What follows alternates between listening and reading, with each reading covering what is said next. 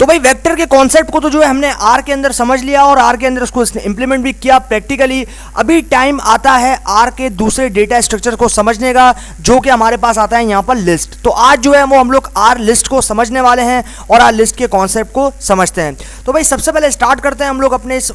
Our list को, data structure को। तो भाई डेटा स्ट्रक्चर जो है बेसिकली मैं आपको बता चुका हूँ कि क्या होता है, और डेटा स्ट्रक्चर अलग अलग टाइप के आपके पास देखने को मिलते हैं आर में और पाइथन में। जिस तरह डेटा स्ट्रक्चर अलग अलग होते हैं, इस तरह आर में भी जो है आपके पास बहुत सारे डेटा स्ट्रक्चर जो होते हैं। तो पहला डेटा स्ट्रक्चर जो कि वेक्टर था वो तो हमने समझ लिया। अभी हमारे पास यहाँ पर जो है वो दूसरा डेटा स्ट्रक्चर आता है आर के अंदर, जो कि है लिस्ट। तो अभी जो है हम लोग लिस्ट को समझ लेते हैं। तो भाई सबसे पहले आप यहाँ पर देख रहे हो कि मैं जो है एक लिस्ट को क्रिएट कर रहा हूँ और उस लिस्ट को क्रिएट कर रहा हूँ with the help of list function. तो सबसे पहले मुझे क्या करना है, सबसे पहले मुझे आप देख रहे हो यहाँ पर सिंपली मैंने एक ऑब्जेक्ट को बनाया है और उस ऑब्जेक्ट का मैंने यहाँ पर नाम दे दिया सिंपली द लिस्ट। उसके बाद मैंने क्या किया, उसके बाद मुझे जो है यहाँ पर एक लिस्ट सिंपल सा चाहिए और मैंने जो है यहाँ पर एक लिस्ट फंक्शन को यूज़ किया और लिस्ट फंक्शन के अंदर मैंने जो है एक बहुत से लिस्ट या फिर मैंने फ्रूट्स नेम की जो लिस्ट है वो मैंने यहाँ पर दे दी। उसके बाद आप सिंपली देख रहे हो कि भाई अगर मुझे यहाँ पर प्रिंट करना है इस लिस्ट को, तो इस लिस्ट को प्रिंट करने के लिए मुझे यहाँ पर प्रिंट फंक्शन का यूज़ करना पड़ेगा। तो सिंपली मैं जो है इसको प्रिंट करूँगा और प्रिंट करने के बाद में मेरा जो रिजल्ट है यानी कि मेरी जो लिस्ट है वो यहाँ पर आ जाएगी। अब क्यों है, फॉर द कंफर्मेशन हमें अगर यहाँ पर चेक करना है कि भाई हमारी जो डेटा स्ट्रक्चर है वो उसकी टाइप क्या है। मान लो अगर हमें नहीं पता तो हम उसको चेक करने के लिए क्लास फंक्शन का यूज़ करेंगे और क्लास फंक्शन जो है वो हमारे जो डेटा है बेसिकली उसकी टाइप बता देगा कि हमारे पास जो डेटा स्ट्रक्चर है वो किस टाइप का है। ठीक है, तो अभी हमारे पास यहाँ पर आता है। उसके बाद हम लोग क्या करेंगे, उसके बाद जो है हम लोग यहाँ पर एक्सट्रैक्शन, तो हम लोग यहाँ पर जो है एक्सट्रैक्शन या फिर एक्सेस फंक्शन के थ्रू किसी भी इंडिविजुअल कैरेक्टर को जो कि आपकी या फिर किसी भी इंडिविजुअल वैल्यू को जो है हम लोग यहाँ से एक्सट्रैक्ट कर सकते हैं with the help of indexing. तो आप यहाँ देख रहे हो कि भाई एप्पल का जो इंडेक्सिंग वैल्यू है वो 1 है, बनाना का इंडेक्सिंग वैल्यू 2 है और चेरी का इंडेक्सिंग वैल्यू जो है वो 3 है। उसके बाद मुझे क्या करना है, उसके बाद जो है मुझे यहाँ पर दिस लिस्ट फंक्शन को यूज़ करना है। उसके बाद मुझे यहाँ पर देना है एक एरे के अंदर नंबर। अब ये जो 1 देख रहे हो ये 1 बेसिकली इंडेक्सिंग वैल्यू है। किसका इंडेक्सिंग वैल्यू है, एप्पल का इंडेक्सिंग वैल्यू है। तो 1 जो है वो एप्पल का इंडेक्सिंग वैल्यू है, 2 जो है वो बनाना का एंड 3 जो है वो चेरी का इंडेक्सिंग वैल्यू है। तो क्योंकि मैं चाहता हूँ यहाँ पर कि एप्पल को जो है मैं यहाँ पर इंडिविजुअली एक्सट्रैक्ट कर लूँ इस लिस्ट में से, तो मुझे एप्पल का इंडेक्सिंग वैल्यू देना होगा जो कि 1 है और उसके बाद जैसे मैं एग्जीक्यूट करूँगा मैं रिजल्ट आएगा यानी कि मेरा जो एप्पल है वो वहाँ से एक्सट्रैक्ट हो जाएगा।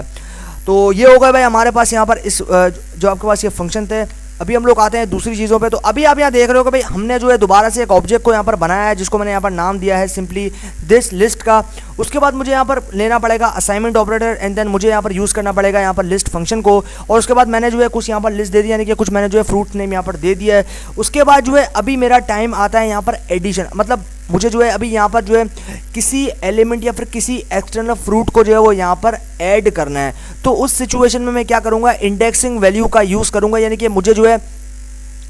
जिस भी जगह यानी कि जिस इंडेक्स पे जो है मुझे नए फ्रूट को यहाँ पर मैप करना है तो उस इंडेक्स की वैल्यू यहाँ पर दे दूंगा। तो मुझे जो है यहाँ पर 1, तो 1 पे इनिशियली आप देख रहे हो एप्पल प्रेजेंट है। तो अभी एप्पल को मैं हटा के यहाँ पर ब्लैक करंट जो है वो यहाँ पर देना चाहता हूँ यानी कि ब्लैक करंट जो है वो यहाँ पर मैं प्लेस करना चाहता हूँ, मैप करना चाहता हूँ। उसके लिए मुझे क्या करना है, उसके लिए मुझे सबसे पहले यहाँ पर ऑब्जेक्ट देना पड़ेगा एंड देन मुझे यहाँ पर देनी पड़ेगी एक एरे। उसमें मुझे इंडेक्सिंग वैल्यू देनी पड़ेगी उस कैरेक्टर की जहाँ पर ये जो नया कैरेक्टर है या फिर जो नया मेरा फ्रूट है उसको मुझे मैप करना है। तो उसके बाद में फाइनली मुझे जो असाइनमेंट ऑपरेटर यूज़ करना है और देन मुझे जो भी यहाँ पर रिप्लेस करना है एप्पल की जगह और उस जगह पे मुझे यहाँ पर मैप करना है या फिर मुझे जो है यहाँ पर प्लेस करना है। तो उस सिचुएशन में मैं क्या करूँगा, मैं जो है यहाँ पर फ्रूट नेम दे दूँगा एंड देन फिर मुझे क्या करना है, मुझे जो है अपने यहाँ पर प्रिंट करने के लिए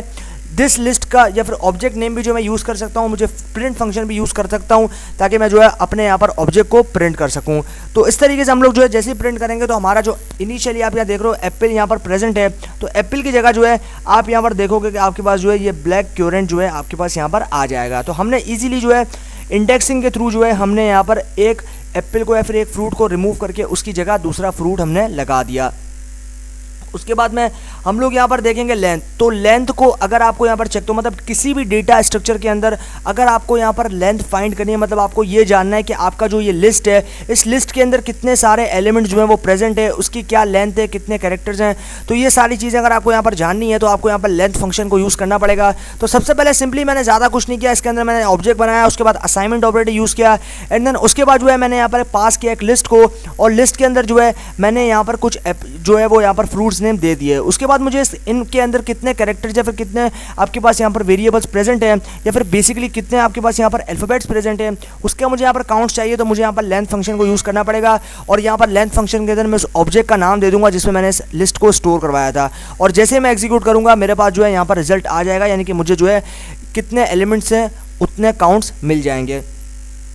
उसके बाद भाई हम लोग आते हैं अभी यहाँ पे, और यहाँ पे भाई आप यहाँ देख रहे हो कि हम लोग जो है अभी यहाँ पर यूज़ करेंगे इस चीज़ को। तो आप यहाँ देख रहे हो check if apple is present in the list. तो अगर आपको यहाँ पर चेक करना है, अगर किसी एलिमेंट को आपको चेक करना है कि आपकी लिस्ट में वो एलिमेंट प्रेजेंट है या फिर नहीं, तो इस सिचुएशन में जो है आप यहाँ पर ये जो आप देख रहे हो, सबसे पहले मैंने यहाँ पर ऑब्जेक्ट बनाया और उसके बाद मैंने लिस्ट को यहाँ पर पास किया, एंड देन उसके बाद जो है मैंने इसके अंदर कुछ एलिमेंट्स को जो है यहाँ पर पास कर दिया। उसके बाद जो है मुझे यहाँ पर एप्पल को यूज़ करना पड़ेगा। और एप्पल की क्यों बात कर रहा हूँ, तो मैं यहाँ पर एप्पल मैंने इसलिए दिया क्योंकि मैं ये जानना चाहता हूँ, अगर मुझे यहाँ पर जानना है कि भाई एप्पल जो है वो मेरी लिस्ट के अंदर प्रेजेंट है या फिर नहीं, तो उसके लिए मैं यहाँ पर एप्पल को दूंगा, एंड देन मुझे ये वाला सिंबल जो है वो यूज़ करना पड़ेगा %in%। उसके बाद जो है मुझे यहाँ पर अपने ऑब्जेक्ट का भी नाम देना पड़ेगा, और फिर जैसे मैं यहाँ पर एग्जीक्यूट करूँगा मेरे पास रिजल्ट आएगा, यानी कि मुझे पता चल जाएगा कि ये जो एप्पल है ये मेरी लिस्ट के अंदर प्रेजेंट है या फिर नहीं। तो इस तरीके से अगर आपको यहाँ पर ये चीज़ चेक करनी है कि आपके एलिमेंट या फिर आपकी जो लिस्ट है बेसिकली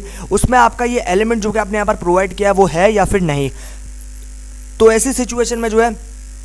आप यहाँ पर इस वाले सिंबल को जो है वो यूज़ करोगे और आपको यहाँ पर मालूम चल जाएगा। तो अभी जो है हम लोग यहाँ पर देखेंगे ऐड। तो ऐड फंक्शन के थ्रू हम लोग यहाँ पर ऐड कर सकते हैं किसी भी लिस्ट के अंदर एक न्यू एलिमेंट या फिर न्यू आपके पास जो अल्फ़ाबेट या फिर वैल्यूज़ रहेगी उनको, ठीक है। तो अभी जो है हम लोग यहाँ पर क्या करेंगे, हम लोग जो है सबसे पहले बना रहे हैं एक ऑब्जेक्ट को, उसके बाद मुझे यहाँ पर यूज़ करना पड़ेगा असाइनमेंट ऑपरेटर, एंड देन उसके बाद मैं यहाँ पर लिस्ट को जो है वो यहाँ पर यूज़ करूँगा, एंड देन उस लिस्ट के अंदर मैंने यहाँ पर आप देख रहे हो कुछ फ्रूट्स नेम यहाँ पर डाल दिए है। उसके बाद में जो है अभी आप यहाँ पर एक चीज़ और आपको बताना चाहूँगा कि यहाँ पर आप देख रहे हो कि ये जो लिस्ट है ये ट्यूपल की फॉर्म में रहेगा, आपको ये याद रखना है। और लिस्ट जो है वो बेसिकली यहाँ पर आपके पास देख रहे हो ये जो म्यूटेबल है, मतलब आप जो है इसके अंदर चेंजिंग भी कर सकते हो, ठीक है। तो आप यहाँ देख रहे हो ये जो राउंड ब्रेसेस हैं इनके अंदर जो है आपको यहाँ पर देखने को मिलेगी लिस्ट, और ये ट्यूपल्स हमारे पास देखने को मिलते हैं। उसके बाद अगर आपको यहाँ पर इस चीज़ को देखना है या फिर किसी भी एक्सटर्नल एलिमेंट को या फिर न्यू एलिमेंट को आपको लिस्ट के अंदर ऐड करना है, तो आपको यहाँ पर अपेंड फंक्शन को यूज़ करना पड़ेगा, फिर अपेंड मेथड को यूज़ करना पड़ेगा। और इस अपेंड मेथड को यूज़ करते हुए आप जो है अपने सबसे पहले यहाँ पर देख रहे हो ऑब्जेक्ट का नाम, तो आपके वेरिएबल या फिर ऑब्जेक्ट का नाम जो है यहाँ पर दिस लिस्ट था उसको आपने पास कर दिया। उसके बाद आपने जो भी फ्रूट यहाँ पर ऐड करना है उसका नाम आपने यहाँ पर दे दिया, यानी कि मैं जो है वो ऑरेंज को ऐड करना चाहता हूँ। तो उसके बाद जैसे हम एग्जीक्यूट करेंगे तो ये अपेंड फंक्शन जो है ये अपेंड कर देगा, यानी कि ऐड कर देगा हमारी लिस्ट के अंदर इस ऑरेंज को। तो ये होगा भाई हमारे पास। अभी हम लोग आते हैं आगे और अभी हम लोग यहाँ पर देखते हैं add orange to the list after banana index 2। तो अभी जो है हम लोग यहाँ पर ऐड करेंगे ऑरेंज को आफ्टर लिस्ट, यानी कि इसका मतलब ये है कि इंडेक्स यानी कि बनाना का जो इंडेक्स है उसके बाद वाले इंडेक्स में जो है हम लोग यहाँ पर इसको ऐड करेंगे। तो सबसे पहले हम लोग क्या करेंगे, सबसे पहले भाई ऐसे हम कि हम लोग जो है यहाँ पर एक लिस्ट को बना रहे हैं, और लिस्ट को बनाने के बाद उसके बाद मैंने जो है यहाँ पर एक लिस्ट फंक्शन को यूज़ किया, क्योंकि मुझे लिस्ट बनानी तो मुझे लिस्ट फंक्शन को यूज़ करना पड़ेगा। एंड देन मैं जो है यहाँ पर इनिशियली अपेंड फंक्शन को यूज़ कर रहा हूँ, और अपेंड फंक्शन क्या होता है मैं आपको बता चुका हूँ, ये ऐड करने के लिए, मतलब अगर आपको अपनी लिस्ट के अंदर कोई नया फ्रूट ऐड करना है, फिर कोई भी एलिमेंट ऐड करना है, तो उसके लिए आपको जो यहाँ पर अपेंड मेथड को यूज़ करना पड़ेगा। उसके बाद आप क्या करोगे, अपने ऑब्जेक्ट का नाम यानी कि वेरिएबल का नाम जो है वो यहाँ पर दे दोगे, जो कि आप यहाँ देख रहे हो दिस लिस्ट। उसके बाद आपको जो भी फ्रूट ऐड करना है या फिर जो भी एलिमेंट ऐड करना है उसको आपने यहाँ पर दे दिया, जिसका नाम है ऑरेंज। एंड देन आफ्टर 2, इसका मतलब ये कि इंडेक्स नंबर 2 पे जो आपके पास यहाँ पर फ्रूट प्रेजेंट है उसके बाद ऑरेंज यहाँ पर जो है वो आपके पास मैप होगा। यानी कि आप देख रहे हो यहाँ पर इंडेक्स नंबर 1 पे एप्पल प्रेजेंट है, इंडेक्स नंबर 2 पे जो है बनाना प्रेजेंट है, इंडेक्स नंबर 3 पे, तो इंडेक्स नंबर 3 पे जो है आप यहाँ देख रहे हो इंडेक्स नंबर 3 पे जो है आपके पास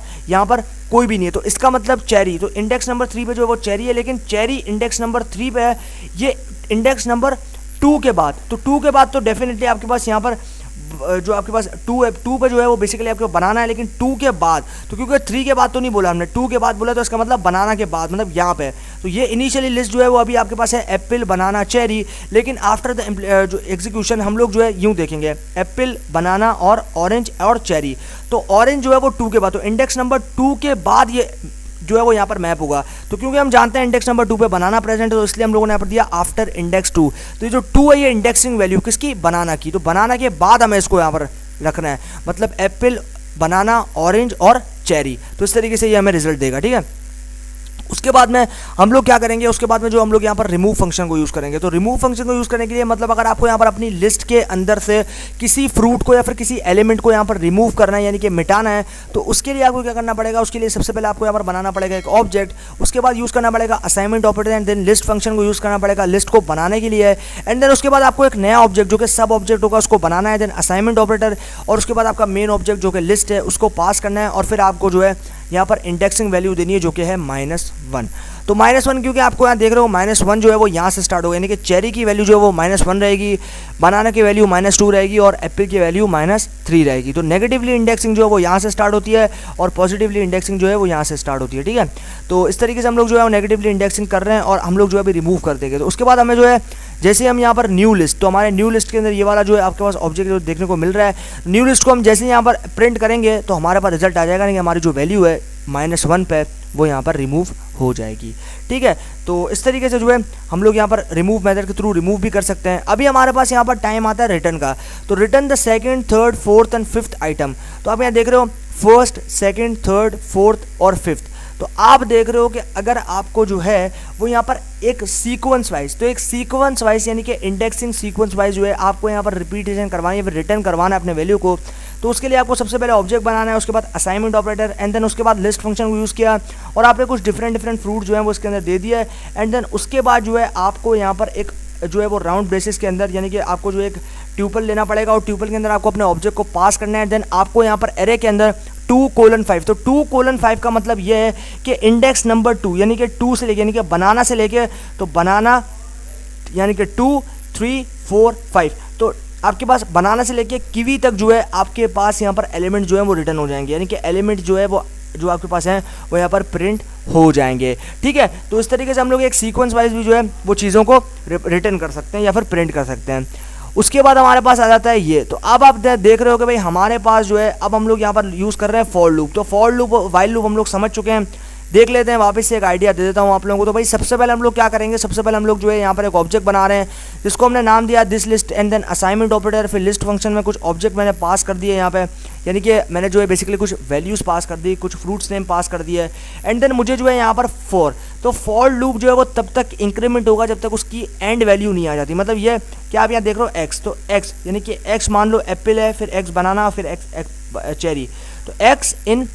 दिस लिस्ट। तो एक्स इन दिस लिस्ट का मतलब है कि ये जो एलिमेंट है ये कंसीडर कर रहे हैं एक्स के बराबर। उसके बाद हम लोगों ने यहाँ पर लेना है एक डिक्शनरी और प्रिंट कर देना है एक्स को, तो ये तब तक इंक्रीमेंट होगा जब तक चेरी तक वैल्यू जो है वो रिटर्न नहीं हो जाती। मतलब इंक्रीमेंट तब तक होगा, मतलब मान लो एप्पल फिर बनाना, फिर ये फॉर लूप रुकेगा नहीं क्योंकि अभी चेरी नहीं आया, तो ये होगा एप्पल बनाना चेरी। तो तब तक इंक्रीमेंट होगा जब तक इसका लास्ट वैल्यू नहीं आ जाता है, फिर हमने तब तक इंक्रीमेंट होगा जहाँ तक हमने कंडीशन दी है, ठीक है।